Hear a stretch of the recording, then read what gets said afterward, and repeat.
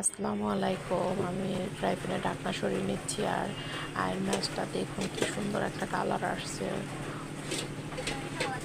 অসাধারণ একটা কালার আসছে। তো আমি স্লাইস করে যে আলুগুলো ভেজে রাখছি ওগুলোই এখন দিয়ে দিচ্ছি।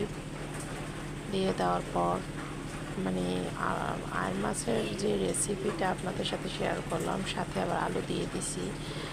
আর তো কেমন হয়েছে আমার আজকের রেসিপিটা মমস কুকিংয়ে, সাবস্ক্রাইব করতে ভুলবেন না। আপনাদের কাছে আমার অনুরোধ রইল, যেহেতু আমি প্রতিদিন চেষ্টা করি আপনাদের মনের মতো রেসিপি নিয়ে আসার জন্য। আমি চেষ্টা করি আলহামদুলিল্লাহ সামনের দিকে আরও ভালো ভালো রেসিপি আপনাদের উপহার দেব। তো আজকে একটু ভিন্ন আইটেমের আর রান্নার রেসিপিটা আপনাদের সাথে শেয়ার করলাম। যে আলুটা ভেজে নিছি, তো সেইটে ভেজে না নিয়েও রান্না করা যেত, তো আমি চিন্তা করলাম যে না ভেজেই রান্না করি আলুটা। আল্লাহ হাফেজ।